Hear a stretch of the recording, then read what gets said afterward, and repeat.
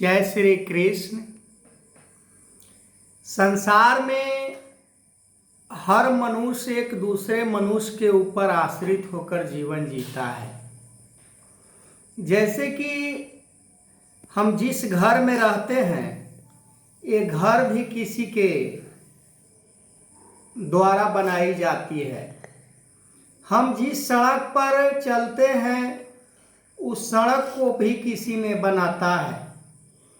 हम जिस पानी को पीते हैं, वो पानी भी किसी दूसरे के कर्म किए हुए पर हमें पानी प्राप्त होता है। हम जो कपड़े पहनते हैं, ये भी दूसरे के द्वारा बनाई गई कपड़ों को हम पहनते हैं। फिर भी इंसान के अंदर इतना घमंड होता है, इतना अहंकार होता है कि वो कभी इस बात को मानने से इनकार ही जाता है कि ये मैंने किया, ये मैं कर रहा हूँ या मैं करूँगा, पर ऐसा है नहीं।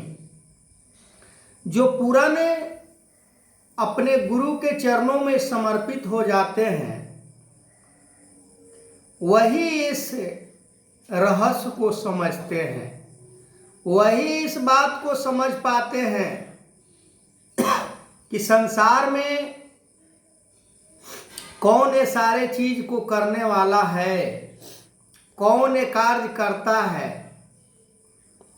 पर ज्ञानी जन इस बात से वाकिफ होते हैं कि ये संसार में जो कुछ भी हो रहा है, ये परमात्मा के द्वारा हो रहा है। संसार में जो कुछ भी किया जा रहा है, परमात्मा के द्वारा की जा रही है। फिर भी हम अज्ञानतावश ये मान लेते हैं कि ये मैं कर रहा हूं, तो ऐसा है नहीं। जो पूर्ण गुरु के शिष्य होते हैं, वो संसार के हर कर्मों को परमात्मा की प्राप्ति की ओर लेकर जाते हैं। जिस कर्म को करने से परमात्मा को स्मरण ना किया जाए, परमात्मा का उसके अंदर नाम नहीं आता है, वो कर्म नहीं अकर्म बन जाता है। कर्म अकर्म विकर्म कर्म योग, कर्म अकर्म विकर्म कर्म योग।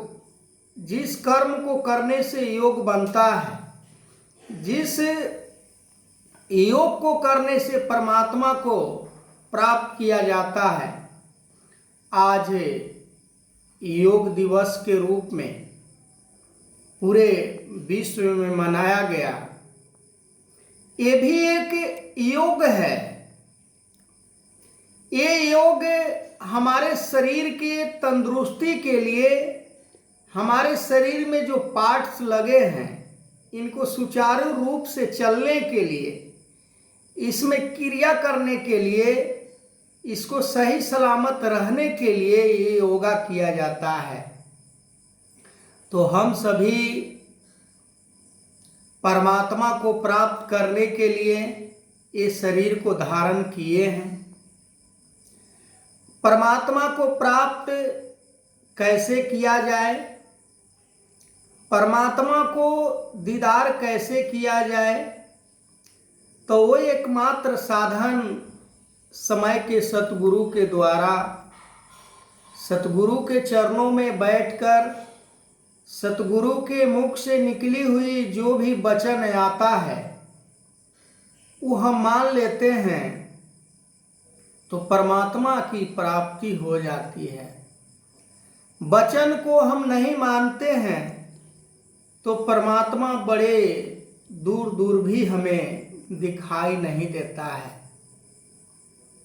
वस्तु कहीं ढूंढत कहीं, कहीं विधि आवे हाथ, कहे कबीर तब पाइए जब भेदी लीजे साथ। कि वस्तु कहीं हो और कहीं यदि हम ढूंढने का प्रयास करें तो हमें प्राप्त नहीं हो सकता है। हमें परमात्मा यदि चाहिए तो परमात्मा को जानने वाले के पास, यानी भेदी यानी जानकारी जो रखता है परमात्मा का, हम उस भेदी के पास जब जाते हैं, समय के सतगुरु के चरणों में जब जाते हैं, और यही तक नहीं कि सतगुरु के चरणों में चले गए और परमात्मा की प्राप्ति हो गई। ऐसे तो यदि होने वाला होता तो हर कोई परमात्मा को प्राप्त कर लेता। जैसे पानी को हम केवल नाम से यदि हम पुकारे तो हमें प्यास नहीं बुझा सकता है। यदि भोजन को हम दूर से ही रट लगाए भोजन भोजन तो हमारी पेट नहीं भर सकती है। अनेकों चीजों को यदि हम इसी तरह से पुकार पुकार कर आवाज लगाए तो हमारे लिए कोई भी आपूर्ति कार्य नहीं हो सकता है। हम उस काम को पूरा नहीं कर सकते हैं। सतगुरु से निकली हुई मुख से वचन वो यदि हम मान लेते हैं तब परमात्मा की प्राप्ति हो जाती है। अब यहाँ प्रश्न उठता है कि सतगुरु का कौन सा ऐसा बात है जो हम नहीं मानते हैं। सतगुरु ने हमें 5 प्रण और 3 कर्म देकर भक्ति करने का रास्ता बताया है। वो 5 प्रण को यदि हम मान लें तो फिर हम कहने का फिर कोई सवाल नहीं रह जाता है। कोई जगह नहीं बच जाता है कि मैं कुछ हूं। सतगुरु का जो शिष्य होता है वो अपने आप को गिनवाता नहीं है, वो अपने आप को बड़ा नहीं समझता है, वो अपने आप को श्रेष्ठ नहीं मानता है। पर सतगुरु का शिष्य वही होता है जो सतगुरु को बात को अपने जीवन में अपना लेता है। तन मन धन की बात की जाती है कि तन मन धन ये सभी परमात्मा का देन है, तो हम क्यों नहीं परमात्मा की दी हुई वस्तु को संसार के अंदर हम सेवा कार्य में लगाते हैं। हम क्यों अपना अपना चिल्लाते हैं कि ये मेरा है, ये मेरा घर है, ये मेरा जमीन है, ये मेरा। ऐसे ही करते करते जीवन का आखिरी श्वास तक हमारे अंदर से वो हम वाला सवाल खत्म नहीं होता है, मेरा वाला सवाल खत्म नहीं होता है, अपना पराया के भेदभाव खत्म नहीं होता है। फिर भी हम अपने आप को श्रेष्ठ बताने से कहीं थकते नहीं हैं। श्रेष्ठ तो तब होता है मनुष्य जब श्रेष्ठ गुणों को प्राप्त कर लेता है। श्रेष्ठ गुण की यदि गिनती की जाए तो दया प्यार करुणा से श्रेष्ठ इस संसार में और कोई गुण नहीं है। अहंकार, क्रोध, मोह, घृणा, द्वेष, इससे बड़ा कोई पाप नहीं है। प्रेम से ही सब कुछ ये संसार में संभव है। प्रेम से ही परमात्मा को भी प्राप्त किया जाता है। प्रेम के सिवा और कुछ चीज की जरूरत नहीं है, पर प्रेम को हम अपने जीवन में आने ही नहीं देते हैं।